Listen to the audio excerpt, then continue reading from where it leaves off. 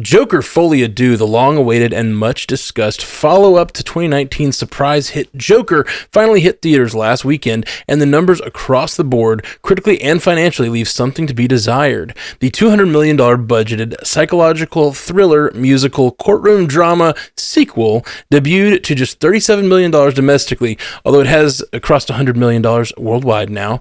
A soft bow, certainly impacted by poor critical reviews and a D CinemaScore from audiences, a record worst for the comic book film genre. Can Warner Brothers and DC Studios manage to laugh through the tears on this one, or are they dancing with two left feet? Oh, Joker Folie, Deux. What a story. Yeah. What a story. It's bad. This is bad news for Warner Brothers. There's nothing to laugh about, to be honest, with this, because you can't make me stop laughing, Jay. That is half of what it was projected to do domestically. You can laugh at it, but you're not gonna laugh if you're Warner Brothers. And it's not going to be saved. A D CinemaScore is many nails in the coffin of a movie that's already had a disastrous start.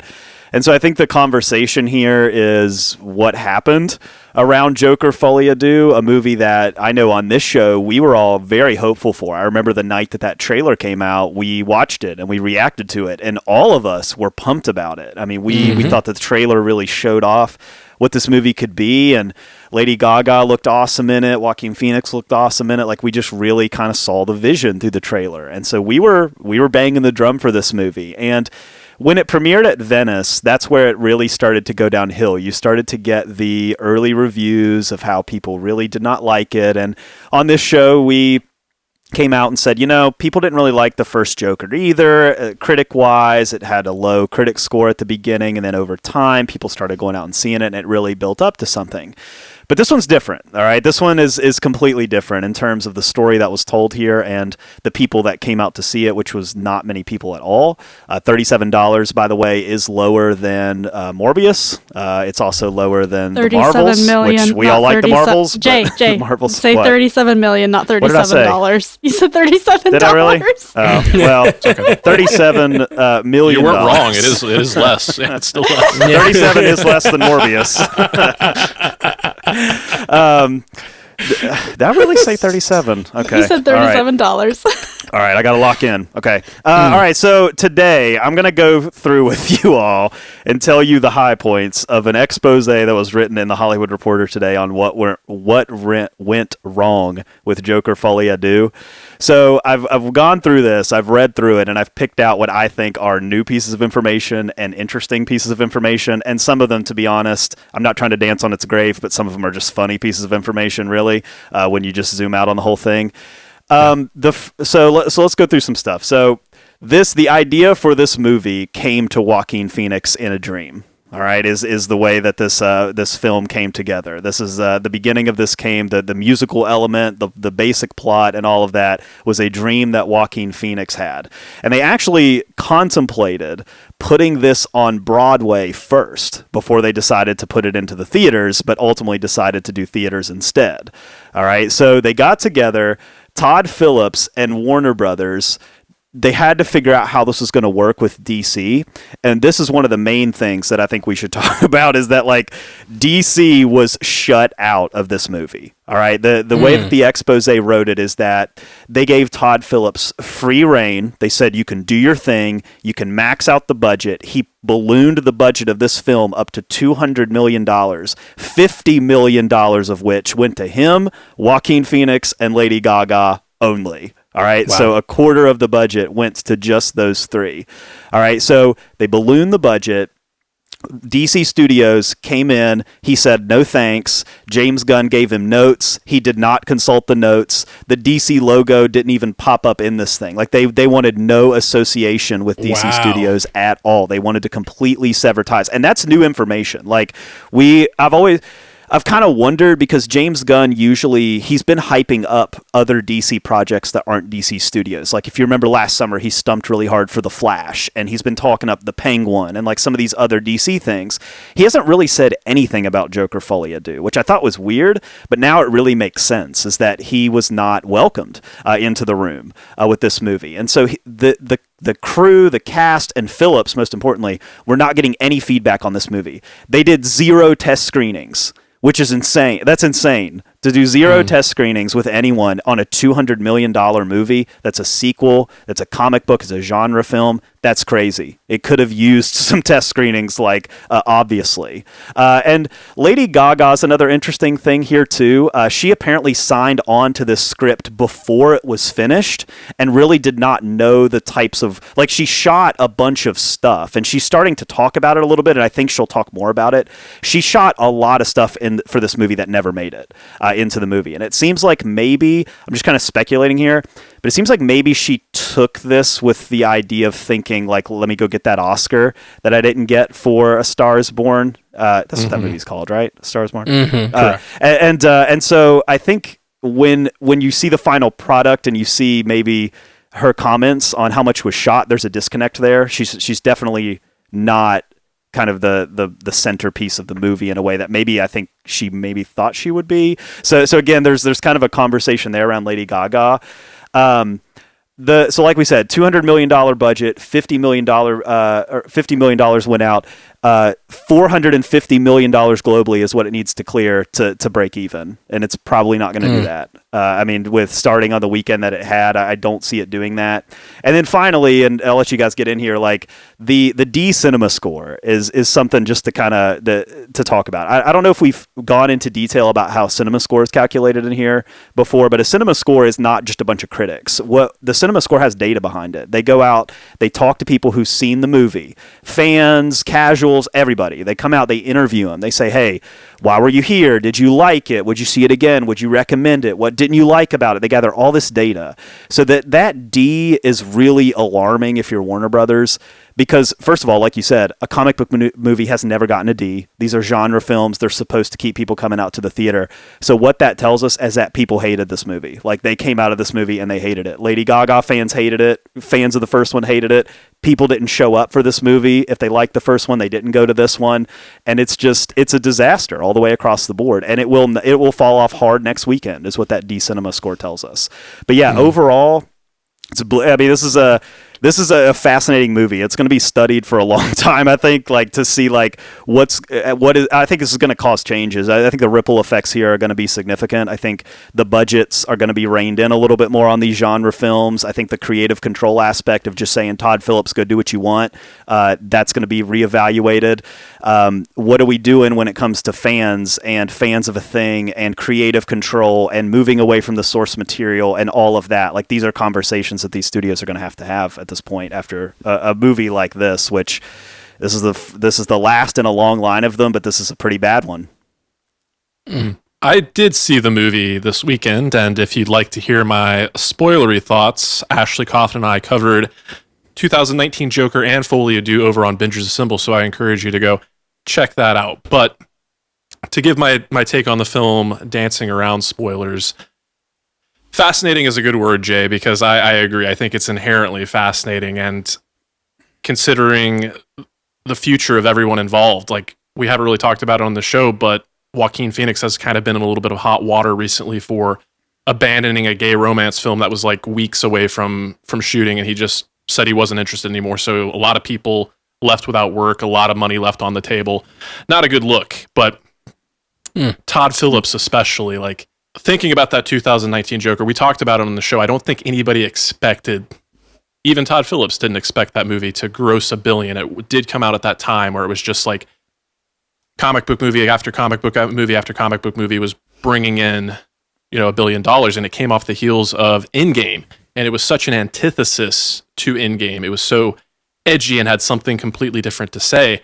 And it was an anti-blockbuster. And I feel like Todd Phillips took the anti-blockbuster and doubled down on it, and like he was just anti-blockbuster, something like without becoming Ouroboros, without eating its own tail. But he was just clearly inherently uninterested in, like you said, the fact that he wasn't collaborating with DC Studios in any way, shape, or form, I think is kind of obvious to me. And I also think he took this opportunity to stick his middle finger up to the studio and to the fans, and he did it for $200 million. So it's that's quite a price tag to pay. So I think the days of Todd Phillips getting carte blanche are well behind us. But beyond that, I don't know how much more there is to say. Like, I went into it seeing the hyperbolic reactions, thinking surely it can't be that bad. Surely there will be something to appreciate. And I did have, that's one thing I will say about the film. I think in keeping with the first film,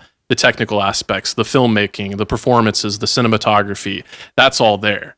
It's just the story they chose to tell feels so disjointed. And it's not disjointed in the sense that we talk a lot about a lot of times on this show, where it feels like too many cooks in the kitchen.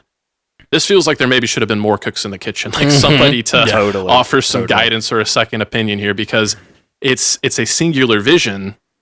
It's just an incoherent singular vision that's I don't know what the expectation or what kind of result that they thought they were going to get here. So yeah, and just super fascinating, a little disappointing, but not entirely unexpected. So I, for one, Jay, you talk about the future, what comic book films are going to look like and reining in those budgets. I've been saying that for a long time now. You can make a good movie and it doesn't have to break the bank. Just be smart about it. So if there is anything good to come about this, that's my hope. I'll try to stay optimistic. I haven't seen it yet, so I can't comment on the actual movie, but a lot of the conversation happening in the chat right now, Suresh kind of brought it up in the chat, saying it's kind of a bummer that it didn't do well, because this would be, if it had done well, it would have been a good example of praising directors for individual visions or whatnot. I'm paraphrasing his feedback there, but I think that's one of the things I find most interesting about the story is, like, we always think that there's a narrative that is very popular that is like a lot of movies fail because of studio interference, and that's not wrong.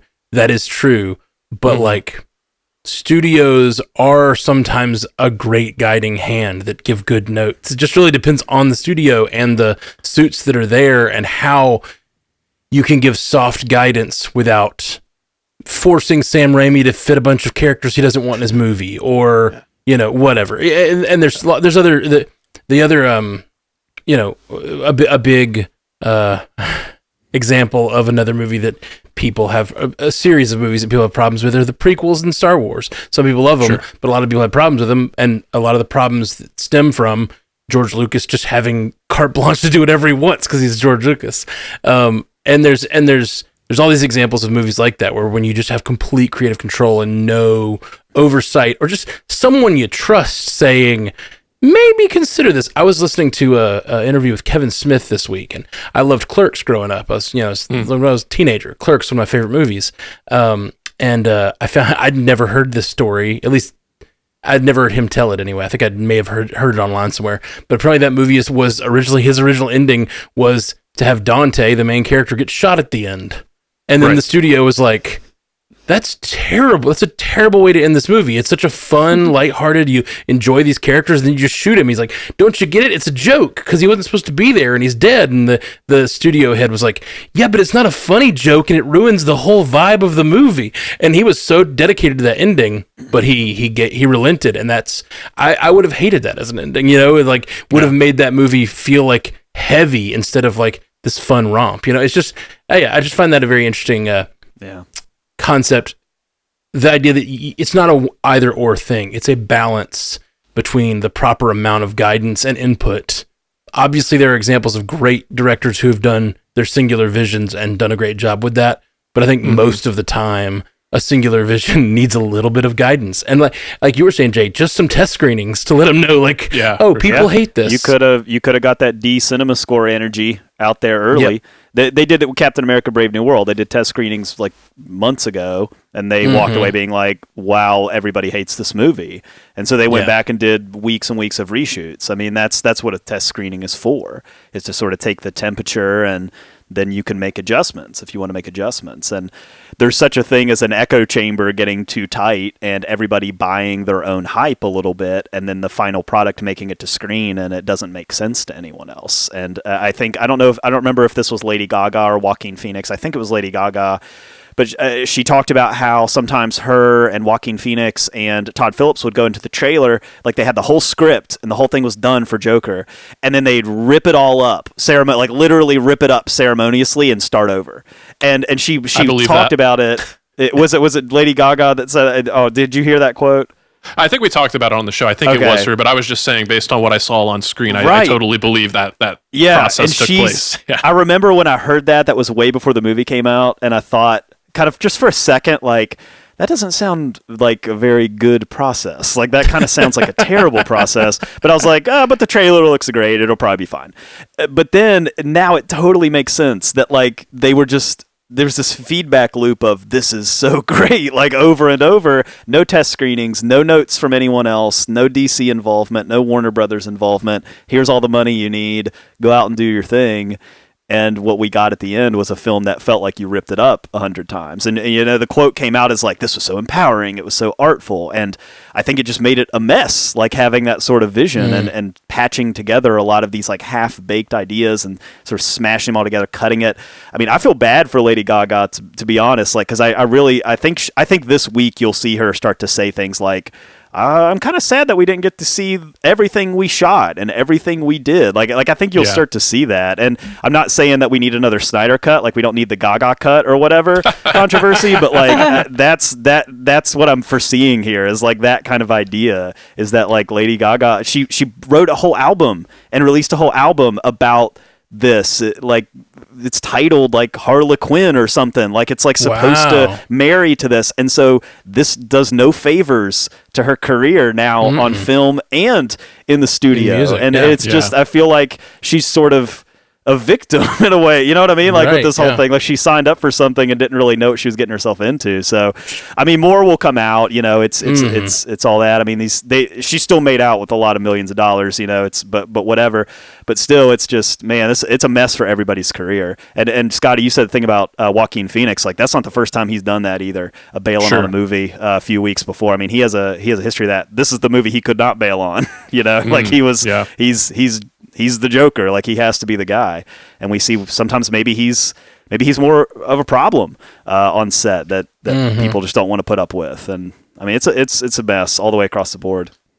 Yeah, not to get too sidetracked here, but with the mention of like finding that happy medium with studio involvement, did anybody happen to watch? We talked about the trailer when it launched, but that show on Max, the franchise, the first episode dropped this week. Did, yeah. Okay, yeah.